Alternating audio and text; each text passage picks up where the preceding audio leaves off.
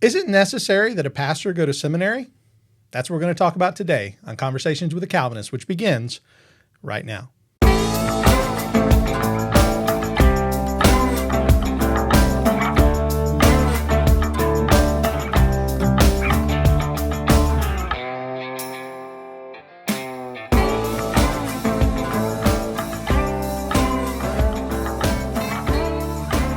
Welcome back to Conversations with a Calvinist. My name is Keith Foskey, and I am a Calvinist. Today in the studio with me, I have one of my best friends in the whole world, Pastor Aaron Bell. Hi, Aaron. How are you? Hey, Keith. I'm good. How are you? I'm very good, and I'm excited to have you on the program, even though I will say I've been doing this for over a year, and this is the first time you've been willing, as one of my best friends, to actually come on the program. I got people that don't even like me that have been on the program more than you.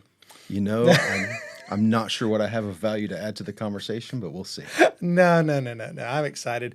And Aaron is the pastor of Redeemer Community Church in Yulee, Florida. And he was formerly the worship leader at an amazing church. Phenomenal church. So, at our church. He was the worship leader at Sovereign Grace Family Church for several years, and God called him into ministry. And when Aaron felt God calling him in that direction, we got together, we talked, we prayed about it. We went through a time of, discussing what it was going to be like and how it was going to change his life. Because before then, you actually had a pretty successful career in the automobile industry. Yep, absolutely. I worked in service and parts in the automobile industry. Yep. And so you came to me and I want to go in the ministry. And the first thing I said was, you understand this is going to be a major financial life change. Yeah. And am I correct? Yeah. Okay. Yeah, absolutely. Because, I was going to say nobody goes in the ministry to get rich. There are those who do go in the ministry to get rich, but typically they're not true shepherds. A true shepherd is not going into the ministry to get rich. He's going in the ministry because God calls him to that, and he has the purpose in his life to proclaim the gospel and to teach and to preach and to shepherd lives. And that may not be something that has a lot of financial rewards on this side of glory, but certainly we have the Lord, and he is our great reward. So. But I did, had an opportunity when you got ordained. Mm-hmm. I think that was one of the things that I told you was, this is a life of service and it's a life of sacrifice. Mm-hmm. But I'm thankful to have you as a brother in arms and to have played a small part in your life in that regard. Yeah. So thankful. So what we're going to discuss today is the concept of seminary, and I think. As a listener to this program, you probably know what I mean when I say the word seminary, but just in case that's a foreign term or maybe something you're not familiar with, a seminary is basically a college for pastors. And seminary usually comes after a time in college, like a doctor who's going as a medical doctor would have to do his degree and then go into medical school. A pastor would normally do his degree in a Bible college of some kind and then go into seminary, seminary being the postgraduate work or graduate and postgraduate work. So you went for your MDiv. Correct. Which is because that's not a standard, that's not one, people are used to hearing about an MBA or something like that. What's an MDiv? So an MDiv is a Master of Divinity degree, and at most seminaries, it's about a 3-year long program. So when you think of a master's degree, a lot of times that's an MBA, which is 18 months typically. So it's about twice as long as most other master's degrees, but it's the step before a doctorate degree in ministry work. And in a lot of ways, I think it's very close to what other doctorates would have to do. I mean, would you? In some ways, yes. Some seminaries will require an MDiv candidate to finish like a thesis. Mm-hmm. And have similar to how you'd present a doctoral dissertation, a little bit shorter in scale, but certainly it is probably more challenging than average master's degree, but less than a full doctorate. Gotcha. Now, when you first came and we talked about you going to seminary, I'll tell the world. I tried to get you to stay here and do the seminary through the correspondence, which I guess now is an online correspondence. So to call even correspondence is probably not even the right term anymore. To do it online, because I wanted to work with you and I wanted you to work here, but you felt very strongly about going. and I don't have any hard feelings. If just in case that sounds like it's just in case that's we're like, over it now. We're yes, better. Okay. No, I loved working with you. I still, again, enjoy our friendship and our opportunities like today to just sit and talk together. And you were a wonderful worship leader, but you felt like going was of great value to you. And can you tell me, I'm going to ask this in two parts. First, can you tell me what was the draw that you go? And after you went, do you feel like it did what you thought it would do? Yeah, so you remember the process was really complicated. I mean, we talked together for over a year about me knowing that God had been calling me to more into full-time or to vocational ministry, and started looking at seminary, wasn't sure what the options would be. You know, I was in my 30s. I had a successful career. I had 2 sons at the time, and so packing up and moving away wasn't appealing in a lot of ways. And so we looked at the different options, and the opportunity came for me to go to Southern Seminary in Louisville, Kentucky, but we were still looking at going online and with what they call intensive courses, where you do some online coursework and then you go and you sit in lectures for 1 week solid, and you basically knock out all of the lectures for a course in a single week. And so when I signed up, that's what I signed up to do, because, like you said, we had a wonderful relationship. You had been a tremendous mentor and guide to me. I grew in my faith and in my ability to minister so many ways under your leadership, and neither of us wanted that to end. So I signed up for 2 of those intensive courses, and the first time I went to Southern was in the middle of summer. I took a class called Personal Spiritual Disciplines with Dr. Don Whitney, and I took a class in Baptist history with Dr. Tom Nettles, who was had just really retired from full-time teaching. He's still teaching in some capacity, but I took what was potentially one of his last Baptist history classes. Nice. And I got up there the first week and sat in class the first day, and it was so different than what I imagined. I expected a very rigorous academic environment. Obviously, Southern is a place where some of the best scholars of our day are serving, and so I knew that there'd be a lot to learn from those men. I'd read some of their books. I knew who they were. What I did not recognize, and I got there, was these men were all very much pastors as well, and their teaching wasn't just teaching the academic side of things, but they were really making efforts to raise up men to the ministry, care for their souls. And so really the big thing I was afraid of losing when I left here was the relationship we had, and it gave me a lot of comfort to know that it wouldn't be a replacement for what you and I had, but I would be under the care of men who had the heart of shepherds. And so, and I also knew instantly, because I'd done some online coursework before that week, there's such a vast difference between watching a video of someone, even with all the latest technology where it can be interactive, versus sitting in the room with them, being able to converse with them one-on-one. I mean, just like today, it's far better for us to be sitting here together than, just connecting across Zoom. Yeah, and that's part of the reason, and not to change subject, but that's part of the reason why we built the studio here, so that we're able to do interviews like this. Zoom is it's like Brady Bunch style. You got everybody's face, and you're sort of who's talking, who's looking around. So yeah, there's that, and then of course, I've talked about this. We have an academy. I'm going to mention this later, but we have an academy here at the church, and people ask, "Well, can I do it online?" I say, "Yes, you can, but it's not the same." There really is. Even if you're not necessarily interacting with the lecture, there's just a different feeling. Yeah. There's a different attentiveness when you're in the room versus, and this the same goes for sermons as well. People who talk about, well, I'll catch the sermon online. It's not the same. It's never the same. Brother Mike Collier, one of our elders, he talks about preaching as an event. He says when we preach on Sunday morning, it's an event. It's a moment in time that God is giving this grace for this moment. That's not to say that the recorded message can't go forth and be used by God, but there is a time that God has set aside, and a place and a purpose for that.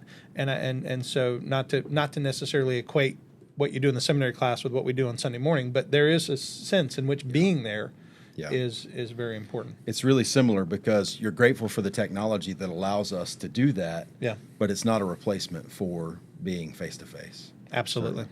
Absolutely. So while you were in seminary, though, you were not serving. I know that's a double negative. You can take that for what it's worth. You felt the desire to serve at a church when you were in Louisville. Did I say that wrong? Because people in Louisville, people get real upset. Listen, there's a huge debate about Louisville. Just don't call it Louisville, and you'll be okay.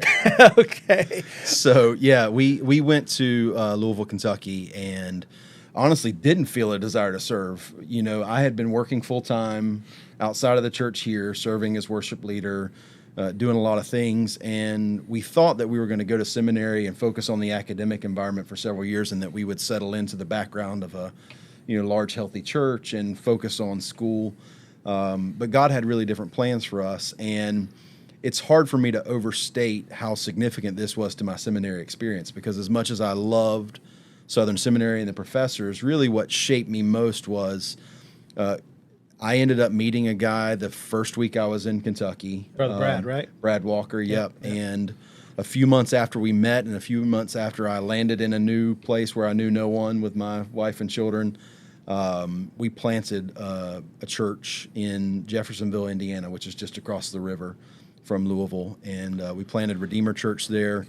And honestly, I may be jumping ahead, but it was borne out in my life again that seminaries cannot produce pastors. They can teach and train a lot of important things, but pastors are made in churches. And that was my experience here.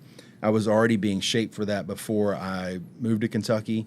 And then obviously being in the midst of planning a brand new church, while also being in seminary full-time and working full-time, everything I was learning in seminary was immediately being put into practice or exhibited in the life of the body. And so it kept it from being overly academic and detached, which is really one of the dangers of seminary. You can learn how to exegete texts and not have them impact your heart, and that's a danger for every man in ministry.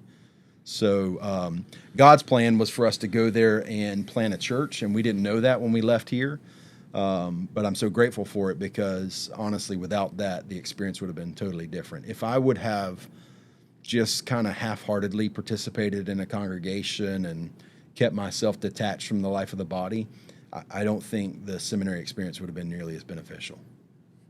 That's awesome. That's thoughtful for a lot of guys, because there may be some who are watching who are thinking of seminary, and maybe they're thinking that they're going to spend 2, 3, 4 years or even more if they're going for a doctorate, throughout the program. That I'm gonna separate from the church, and I'm gonna be in the ivy covered tower and do the school thing. Yeah. And for you, it wasn't that way. No, and not because I was intelligent enough to have that forethought. God's providence kept me from that error, really. Yeah. And I think that if you go to seminary and get comfortable being detached from the church and just approaching it as an academic exercise, in 3 or 4 or 5 years or however long, you're going to have a real hard time getting back into the life of the body, because you and I both know as pastors, life in the body is not always so simple. That's right. And it's easier to study it theoretically than it is to live in it practically. Yeah, absolutely. Well, your seminary experience is quite different than the experience that I had. And I wanted to talk about this because, again, there may be some of you out there that are asking this question. Maybe you feel God's calling you into ministry, or maybe God's calling your husband into ministry. Maybe you're a lady watching this and God's calling your husband, or someone in your church who's you can tell God's working on them, and you don't know what the direction is. And one of the first questions that comes up is seminary necessary? And we haven't answered that question yet, and that's an intentional thing. We're going to deal with that later. But the reason why I'm starting the way I'm starting is I wanted to say that the answer that we give is actually going to come from two men who have both had much different seminary experiences, but both did attend seminary. So that is what we're giving you is not necessarily a biased opinion, but is an opinion with experience, because we both do have experience and they're so different. My experience is this: I was in this church, even though it was a different name church at the time, and my my desire was to preach. I preached my first sermon on the Sunday after 9/11. I've told that story before. And God confirmed in my heart that that was what he called me to do. I wasn't called to sell cars or to lay asphalt, some of the many jobs that I had before that. And I'd been married for a couple of years, had been saved for a few years at that time. And I realized that, God is calling me to do this. So my initial thought was, I'm completely inadequate. I do not have the education, because at that point I didn't even have an undergraduate degree. I didn't have any degree. I had a high school diploma, which I graduated with a solid 2.5, which is right in that meaty part of the curve. Right at the top of the bell curve. That's right. I was a terrible student in high school. I was great with extracurriculars. I made hundreds in all of the band and chorus and all of the performance. Street magic. I was a street magician. That is not a lie. I was a professional street magician. So all of those things are true. But I was not an academic. Mm-hmm. And once I got saved, God gave me a love for his word and a desire to preach his word, but I did not feel adequate at all. And so I said, I need to be instructed. And the problem was, and I say this, I don't think anyone would contradict me, anyone who was here at the time. The church, which was Forest Christian Church at the time, there was a pastor who was here, and he had been to Bible college. I don't know if he went to seminary, though. Mm-hmm. I know he was a graduate of Johnson Bible College. Mm-hmm. And he was a businessman who became a pastor. Mm-hmm. So his experience was not deeply theological, and neither were really his sermons. Mm-hmm. And so I didn't feel like I had a strong mentorship here with him to be able to say, okay, this guy can train me to do this. And so I felt like I really needed to go outside, but I didn't feel released to leave the church, like to go find another church. So I went to the only place I knew, which was Jacksonville Baptist Theological Seminary, which is a small seminary here in Jacksonville, which was actually, there was a Luther Rice seminary here. Luther Rice closed, and the men who graduated from that seminary, Vernon Johns, Jerry Powers, and Stanford Cruz, all came together and created the Jacksonville Baptist Theological Seminary. And so it was like, and we discussed this before the program, it was like pastoral trade school. And that's the best way I can describe it, because first thing, when I met with them to discuss becoming a student, I realized that it did not have the same accreditation as a university or something like that. It was accredited like a trade school. It was accredited by the Florida Department of Private Schools and Colleges, which is not like SACS or something like that, right, which is a regional. ATS, which is the big theological accreditation. No, it wasn't accredited through that.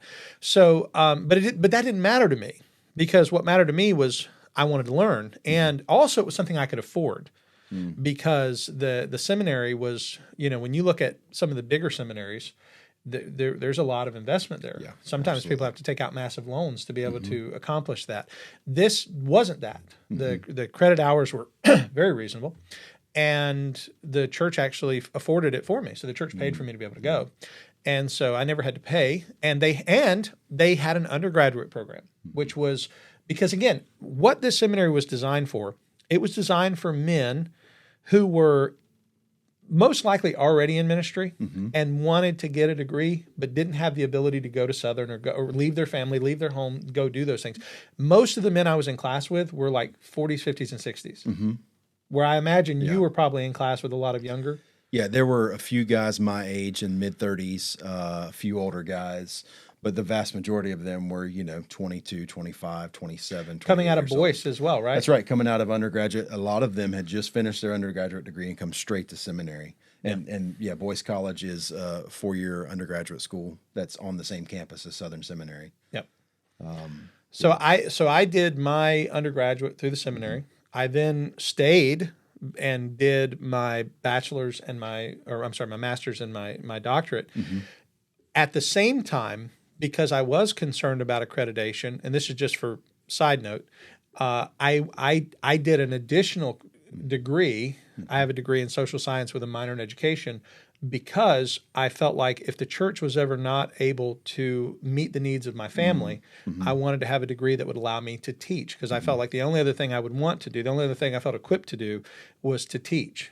Yeah. And by God's grace, that hasn't happened yet. I was a substitute teacher for a while, but that was just to supplement income. But I've never had to have a full-time. Yeah. The church has always met my needs full-time, which is a tremendous blessing. I can't express how much I'm thankful for that.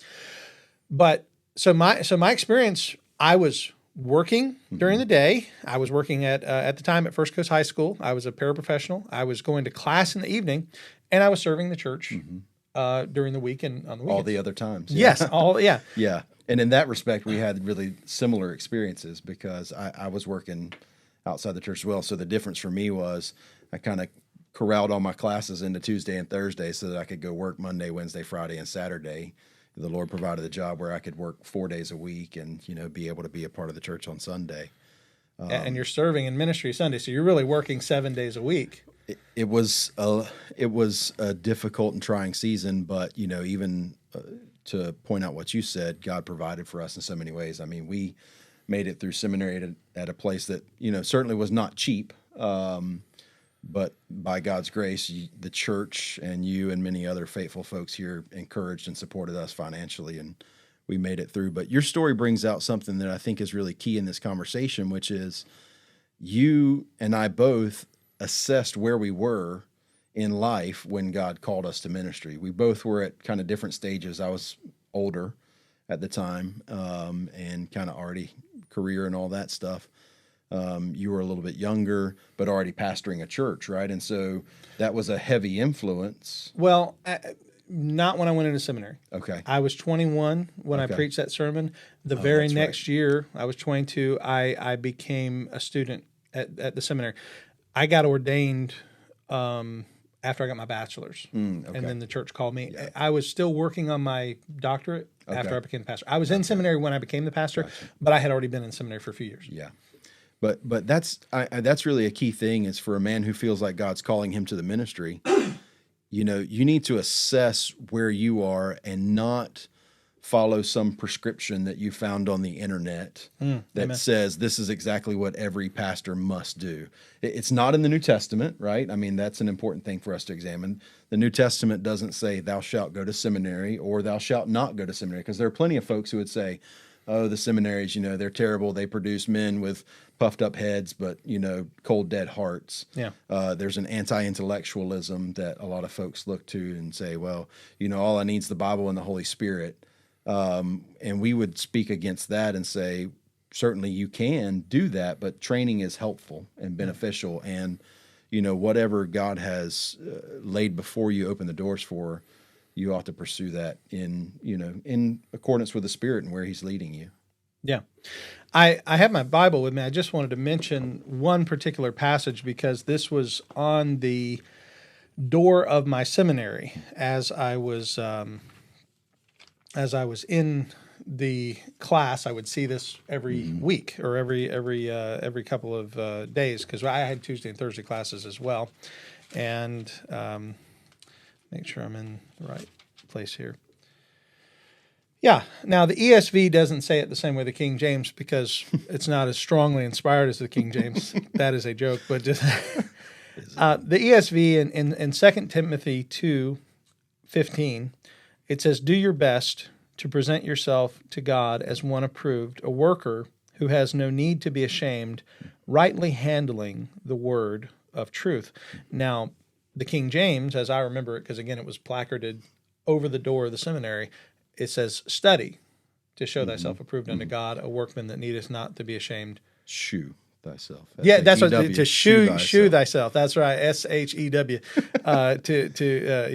Study to shew thyself approved unto God, a workman that needeth not to be ashamed, rightly dividing. And our good dispensationalist friends really hold on to that one. I'm just saying it was a and that is the thing. It was a dispensational school, so they would often point to that, dividing the word of truth. Right. But that verse was sort of, in a way, the foundational verse for the seminary, that we are called to be men who are diligent. I think that's the New American Standard says be diligent to show yourself approved. This one simply, of course, is do your best to present yourself. But to rightly handle the word of truth is our responsibility. So as a man of God who is called to shepherd the people of God as an elder in God's church, as a pastor in God's church, we have the responsibility to rightly handle the word of truth.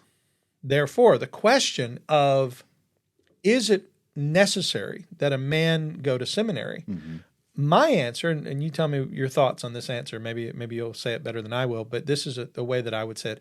I would say the requirement is not seminary. The requirement is that you rightly handle the word of truth. And if a man is able to do that apart from seminary, then praise the Lord. Yeah, I think that's a super helpful framework for thinking about this question, because you can then ask yourself, seminary, whether it be, a big, well-known accredited seminary, a local seminary, or pastoral training academy inside a church, or myriad online resources, can this help me to be a man who can do this? Am I going to grow in that ability through this tool?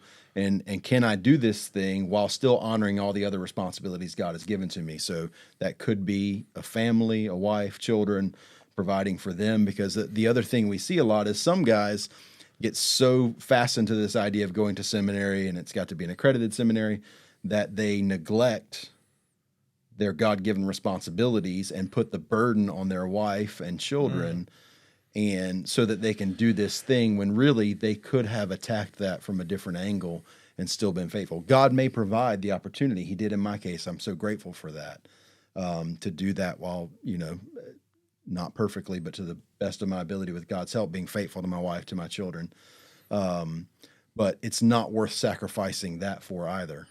Sure. And that's a good, perhaps maybe we have you come back another day and talk about the role of pastors' wives and the elder's wife. And maybe one day we could fill the room and put both of our wives beside us, and we could just have it. We could tighten this area and have us all snuggled and talk about, that would be weird. Sorry.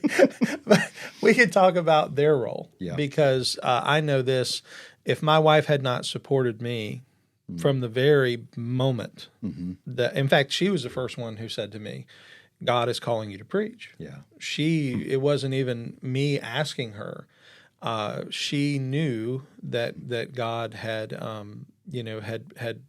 had gifted me to do this thing. And she said, this is what God has for you. And then my question is, well, is this what God has for us? Because you are going to be here too. You're going to be working alongside of me as my closest friend, as my faithful, partner in many ways. And though her burden she is not an employee of the church, and we make that very clear, she still, of course, like any man's wife, has the burden of sort of shouldering when I'm struggling. She knows it. When I'm weeping, she is not unaware. And when I'm frustrated, she knows. And so, there's a lot that, we could. Not to go too far down that road, but that's another important consideration for especially a married man who thinks God is leading him to ministry, is what preparation is there going to be for your wife in that? We were blessed. Again, the Southern has Seminary Wives Institute, so Allison was actually able to go and participate in some classes, because while she was always supportive of me, many times she said, I'm not sure about being a pastor's wife, right? I don't know what that involves. Am I ready for that? And, I had a great confidence in her and who God made her to be, but she was able to take some classes, somewhat less formally, but still the same professors, the same men I was taking classes with and their wives were investing in the wives of men who were being trained for ministry, and that's made a profound impact as well. In preparation. So if you're a man who's thinking about this and you have a wife, it may not be that you have to go to a seminary that has that, but think about how are you going to help her be prepared for the life God's calling you to as well. Yeah, absolutely. And that's a good word for sure. Well, let's take a step back and let's talk about the subject of accreditation, because I think we've agreed that seminary is not absolutely necessary. I mean, I serve with two men who are faithful, God-loving elders, pastors, and we are all three.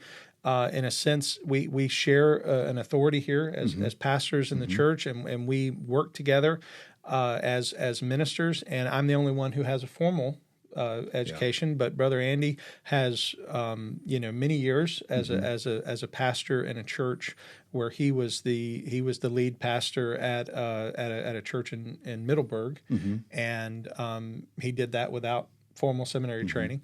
Brother Mike was an elder at a previous church, is an elder here now, and he does not have any formal training. Both of them, though, are voracious readers. They both are.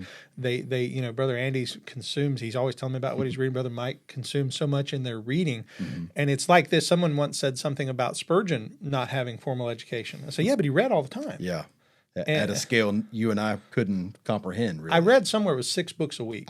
Some insane number, I'm sure. And the only other person I've ever heard of anything near that would be your president of the seminary you went to. Yeah, Dr. Moeller, yeah. He has, I think, a special gift for consuming information. What was his, you told the story about his bookshelves. Can you? Yeah, so at the presidential residence, the seminary, the White House. He has visited the presidential, the White House of Southern Seminary. After graduation, you go over and you get to, Dr. Moeller and his wife, Miss Mary, who are both extremely humble and gracious people, greet you, congratulate you. They walk you down into his library, which is essentially the basement. Up in the north, they have these things under your house called a basement.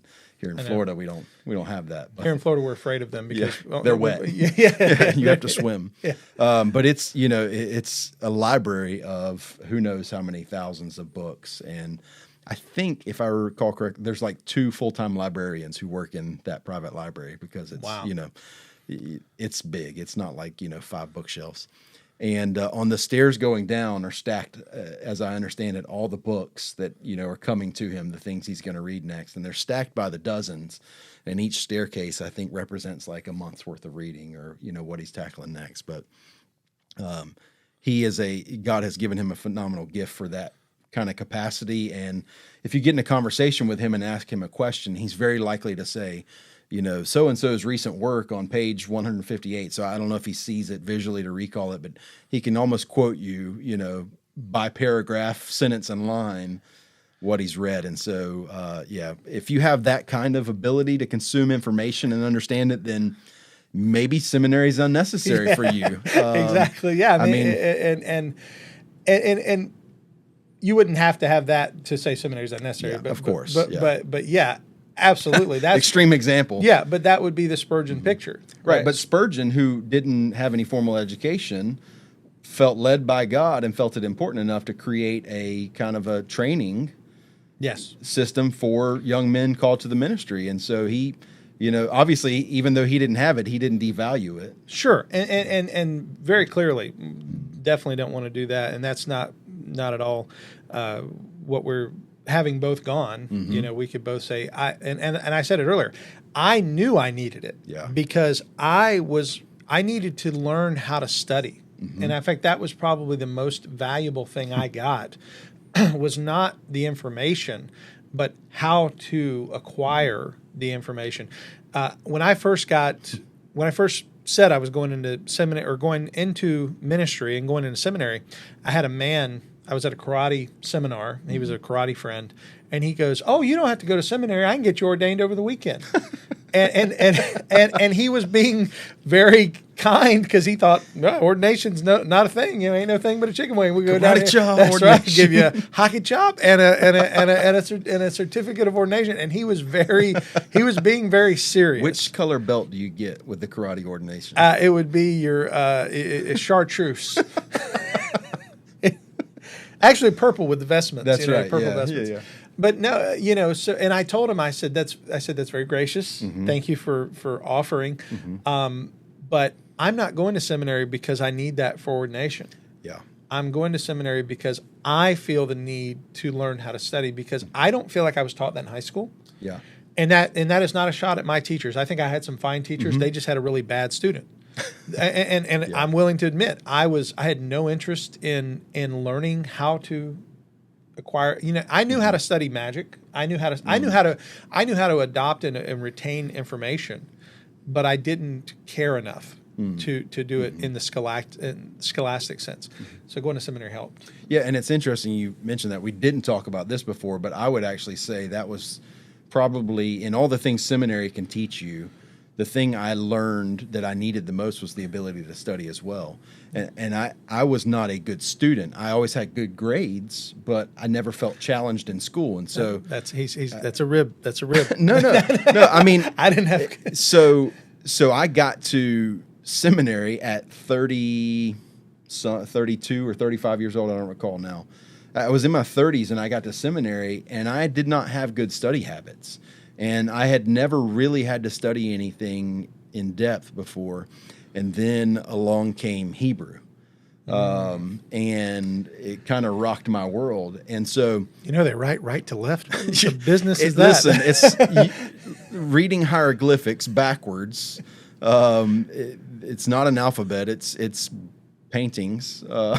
It may as well have been Japanese, and it's upside down and backwards. And I got to it, and it challenged me so intensely because anytime I had needed to learn anything before, I'd been able to just cram it in, pass a test. Well, that wasn't going to work. I mean, circuits in my brain had to rewire themselves.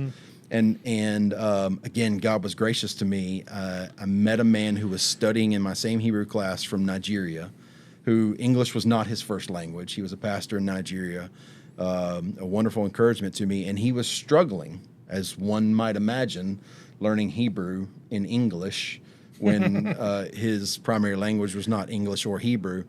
And he asked me to help tutor him. And I thought, well, this is funny. This is the blind leading the blind. I was drowning in Hebrew, but the process of trying to help him helped me and helped me develop those study habits. And so I came away with a degree from seminary that hangs on the wall that, like you said, doesn't mean, oh, now I'm qualified to be a pastor, but it represents what God taught me in that process, which was how to study, because that's what we do, right? Rightly dividing the word of truth doesn't just happen. We don't sit in our offices and, put our Bibles on our head and sleep and hope it all filters in.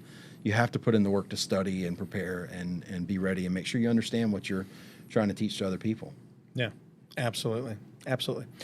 So when we talk about the subject of accreditation, we have mentioned earlier, I mentioned the seminary that I attended was not accredited. Obviously, Southern is fully accredited, and a seminary degree from Southern would be recognized in the same way that a degree from any prestigious college would be recognized, in the sense of if you were to go and you wanted to teach at, say, a higher education facility, if you wanted to teach at, let me ask, because I don't know the answer to this. Let's say FSCJ or UNF were looking for an adjunct professor. Would you be able to qualify for that with your degree? Typically, a professor in a university would have a doctoral degree, a PhD. Okay. There are occasions where you see men with an MDiv or a DMin teaching in that level, but they're less common. So, let me say this: if you got a degree from Southern, a doctoral degree, you could teach there. Sure. Yeah. I mean, obviously, in the field of study, right? If they needed comparative religions or something like that, they wouldn't hire me to teach biology, I don't think. But, yeah. But yeah, I think so. I remember this when I went to work as a substitute teacher. This was before I got my 4-year degree from the university, which at the time was Ashford University. Is now the University of Arizona Global Campus. Go whatever the mascot is. I really don't know. Arizonians. Yeah, go Arizona. Globally. Yeah, the global Arizona. Okay, so before I got that degree, I applied to work as a substitute teacher. And a substitute teacher in Nassau County did not at the time have to, I don't know if they do now, but they did not have to have a degree. You just made less if you didn't have a degree. And I said, well, I do have a degree. It's from the seminary. And when they looked at it, they said, unfortunately, it's not accredited, therefore it won't give you the pay raise increase that you would get. They would still hire me, but they wouldn't give me that. You didn't just write accredited on the bottom. No, I edge. could say, look, it's accredited. It says so right here. Pastor Vernon John signed this. This is important. The Pastor Vernon Johns. The Dr. Vernon Johns, who was, side note, always looked like a pastor. He had the profile. He had the mowed perfect his grass in a suit and tie. Yes, he did. He had a perfect hair, perfect mustache. Looked like Jack Van Impe. I don't know if you remember him. No. Perfect suit. He was a televangelist, but he just looked like a pastor. And yeah. And here we are looking like this. I wore a pink shirt with a, well, anyway. The reason why I bring that up is accreditation for me. I knew if I ever wanted to teach in a school, if I, like I said, if the church couldn't meet my needs and I needed to have a tent making degree, and that's what some people call it, comparing what Paul did when he made tents to be able to provide for himself during ministry. My tent making degree was a degree in education, major in social science, minor in education, which allowed me to be able to teach things like social studies. I could teach history, things like that in school at the middle and high school level. Right. Yeah. And if I wanted to, I could go for another 12 to 18 months and I could get a master's in history or a master's in social science or something like that. And I could go on to teach at higher levels if I wanted to. But again, at this point, I don't see a benefit to it. But I understood the difference, especially when that happened to me. Right. I understood the difference between accreditation and non-accreditation. Sometimes it's got to do with how far you're going to get in a field. Right. If it's accredited or non-accredited. So what do you say to a man who comes to you and he says, God's calling me to ministry? And this is your opinion. I know that both of us are going to share our opinions. Man comes to you and he says, I want to go to seminary because I feel like God's calling me into ministry, but I don't know whether I should choose an accredited seminary or if I would be just as good going to, and there's a lot of good non-accredited seminaries. And when I talk about mine was more like pastoral trade school. I recognize the limitations of the school I went to.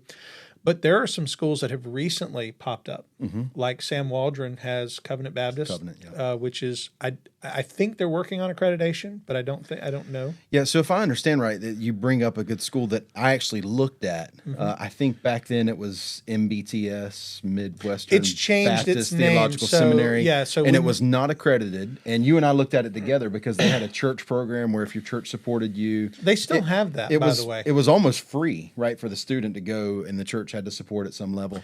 Yeah, let me mention that if you are interested, contact Dr. Waldron or contact the school that he's the president of. They have a church affiliate program where if the church partners with them, anyone in that church can go to the seminary. At least that's the way it was. And I think it's now Covenant Theological Seminary. I think is Covenant Baptist. I think. Oh, is it Covenant Baptist? I think so. So I looked at that school, and from what I understand, I think the academic rigor is there. So a lot of times people assume that accredited versus non-accredited means less rigorous. Sure. It could mean that in certain circumstances, but it doesn't necessarily mean that. You may get a very rigorous and challenging education from a non-accredited school. That the only difference is going to be, again, if you go to get a PhD at an accredited school, you may have to go back and essentially redo that work with accreditation so that you can move past that. And so I was shaped a little bit by your experience because, you and I had talked and I knew where you were. And I thought then and still think now, this is, not a word from the Lord, but I thought then perhaps later in life I would want to teach, not in seminaries in American context, but on the mission field, to go and train and equip pastors globally. And we're seeing the same thing happen there as well. Accreditation is becoming more and more important even in global seminaries. And so I wanted to have that ability, and I didn't want to have to go back and redo the work. And so I went accredited largely for that, and ultimately because God opened the door for us and provided. And had he not, I could have gone somewhere else. I mean, not to puff your head up, but the seminary education you got shaped you to be a pastor who have encouraged me and so many other people and, served us in growing into ministry. And so it's not as simple as, this one's good and that one's better, right? It really is about where are you when God calls you to ministry and where is he leading you and being faithful in those opportunities? Because you can study hard in a non-accredited, perhaps even less rigorous environment, or you can skate through in a more rigorous environment and get the piece of paper, but it doesn't change what's actually happened to you.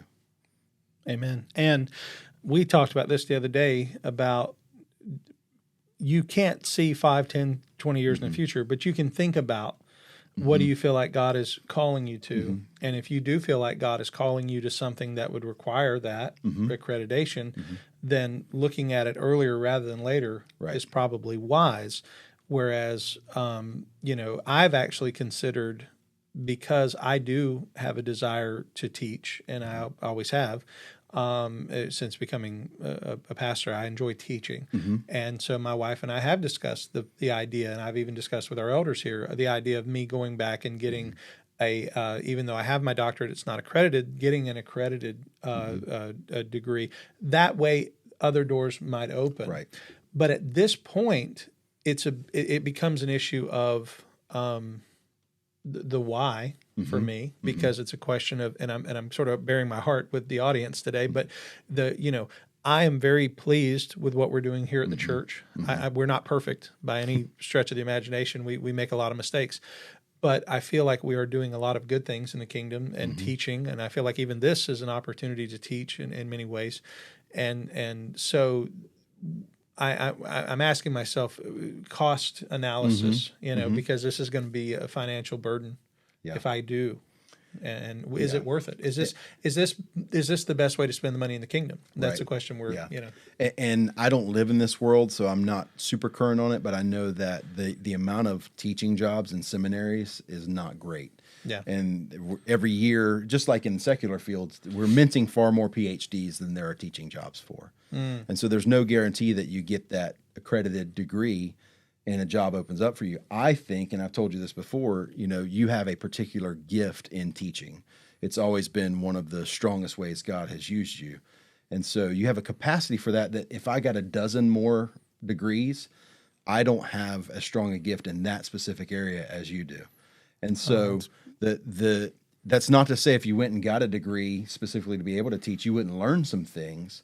But I think it illustrates the point that God doesn't need us to have some external qualification to use us in ministry. Ultimately, we're all relying on in ministry the spiritual gifts, right? Amen. The things that God has equipped us with and the work of the Spirit in our lives to make us faithful.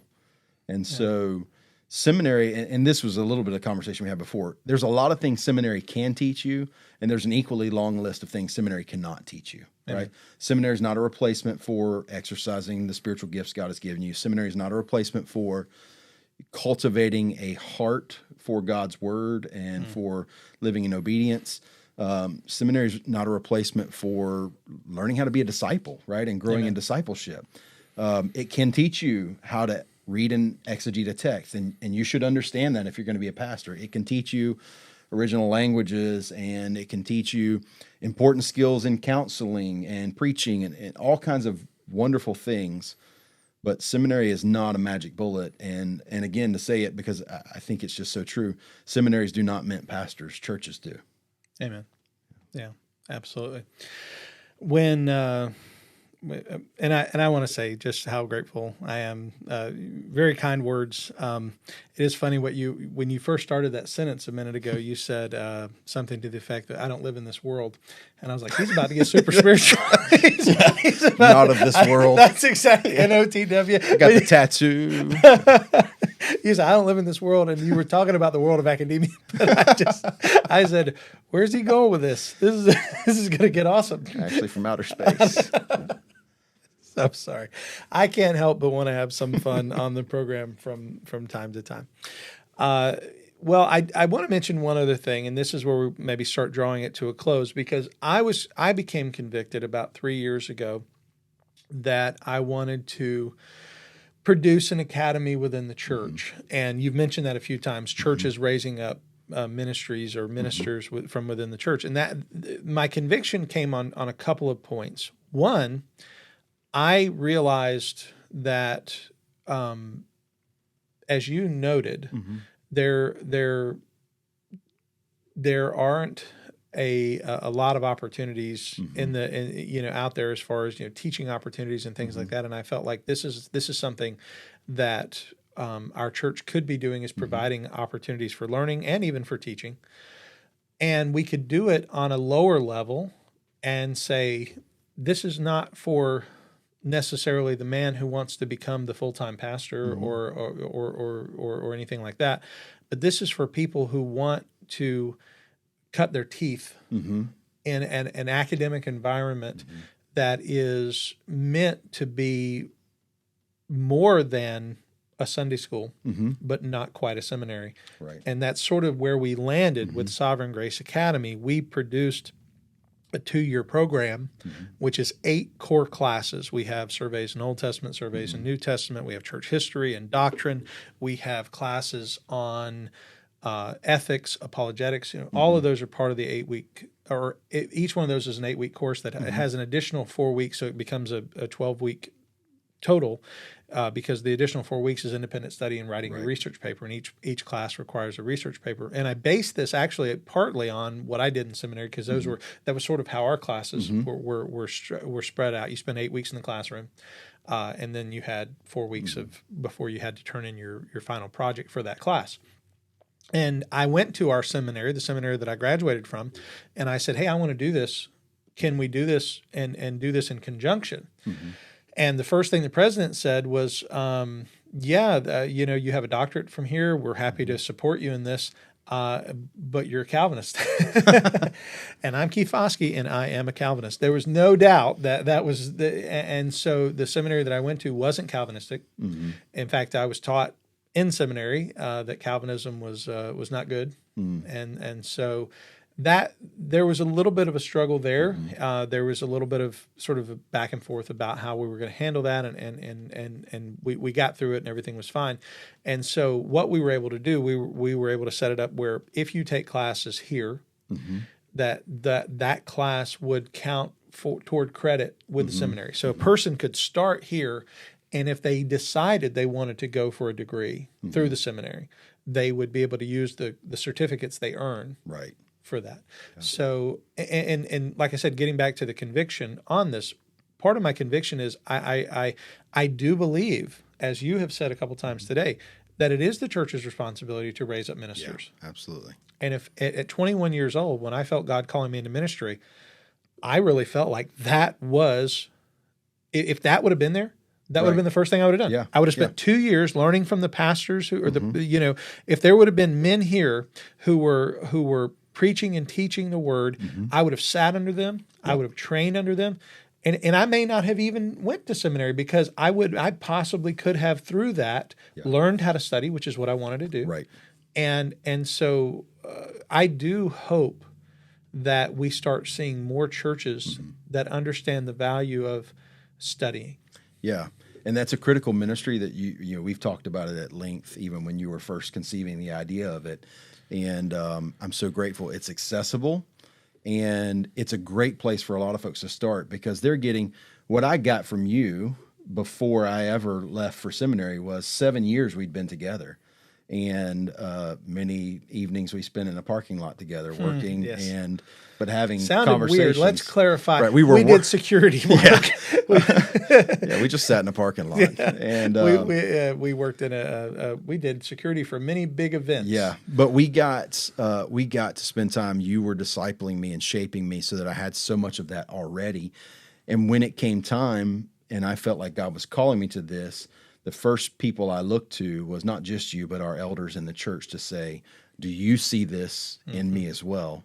That external call is so important, not just I feel like God's calling me this. So to any man out there who's feeling led to seminary but who's not plugged into a local church, that's absolutely step one. Amen. You need to be connected to a local body, serving. You need to figure out what this is really all about, because it's not about sitting in a study and, exiting once a week to deliver a message from on high and then retreating back to it. You need to get in the nitty-gritty.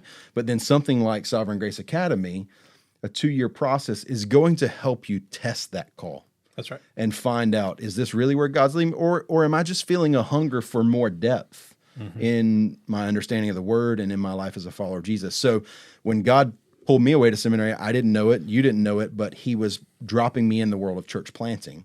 Planted the church in Indiana. I came back here to pastor a church that was a plant, just a few years old plant. And my desire has been that, in God's timing, we'll be able to plant more churches. And so obviously this raising up men in the faith is very important to me as well. And I approach it only slightly differently. I orient my schedule around, a few guys and engaging them week after week in the way that you and I did, and seeing God raise them up and prepare them. But there's going to come a time where, right, that more formal stuff and sending them here again, because I think it's such a reflection of the gift you have, right? That teaching gift is so strong. And so even it's important for churches to think about working together in communities for this, right? Every single church doesn't need to have the exact same thing, so that we can all teach our, tiny little distinctive differences between, they see it this, I see it that way. We can work together for the good of the kingdom, for the growth of disciples, and ultimately you learn that, the hard thing we went through is you're growing disciples to give them away. Yes, and it's difficult, but the more they grow, the more likely you are to lose them, because God's going to send them out to another part of the kingdom to do His work. Amen. And that's what I would say was the hardest part with us, because I did enjoy working together, and I was, you've given me a lot of encouraging compliments today, and I promise I didn't give him any payment for that at all. But I've told you many times I like to surround myself with people who are smarter than me, and I've always felt like you were a very bright young man, and I was always grateful that we got to work together and encourage one another, and I always felt that God was going to do something great, and I think He is doing something very great in your life and in the life of your family, which has grown recently. You mentioned earlier you had 2 boys when you started seminary. Now you have a third. We have a daughter. Who's almost third 2. Child. That's awesome. And continuing to serve in the church. And I'm grateful just so much for you and for the ministry that you have there. Well, I'm going to begin. I'm going to draw us to a close here. I'm going to say, brother, thank you for being on the program today, for giving insight into this. And does he have any final words, any final thoughts for anybody? No, I think we covered so much of it. I think my final word is, be discipled under a pastor. So, I had the benefit, the blessing of you being my pastor then. And in God's providence, we cried many tears when we were separated for a time, but ultimately you were there at my ordination, and God brought me back into the community. So, 30 minutes down the road, and I'm grateful that you're still my pastor and still the guy I call when I'm working through difficult things. And that perhaps is kind of the final word. Is the other thing seminary is not going to necessarily provide for you is pastoral friendships and relationships that are going to help sustain you through some of the challenges of ministry. And so you might meet those guys in seminary, but if you're not intentional about forming them in the fires of a church, they might not last. And so I'm grateful that God's provided that for us together, and I'm grateful for being here with you today. Amen. And yes, I did speak at your your ordination, and you got me on a plane for the first time in a long time. I'm not a good flyer. And you saw snow. I did. It was a wonderful. That was a good trip. Got to go to the Louisville Slugger factory. Yep. That was cool. Well, gang, thank you for being with us today. I hope this has been profitable for you. And even if you're not a person who is seminary bound or interested in seminary, hopefully this will give you thoughts about what it takes in regard to being someone who is called to pastoral ministry. Maybe give you ways that you can pray for your own pastor if you're not a part of our church. And if God is calling you into ministry and you feel that call, and we would both affirm that, have that call recognized and affirmed by your church, not to call yourself into ministry, but to recognize that God uses the church to call men into ministry. And if you have questions, please feel free to reach out. I have an email address that you can email, calvinistpodcast@gmail.com. That reaches me directly. You can send me any question that you'd like. If you'd like for me to expound on something we talked about on the program, or if you'd like to ask Aaron a question, I can forward it to him. So again, it's calvinistpodcast@gmail.com. Thank you, Aaron, for being here today. Thank you, listener, for being with us today. And thank you all for continuing to support the channel. I'm Keith Foskey, and I've been your Calvinist. May God bless you.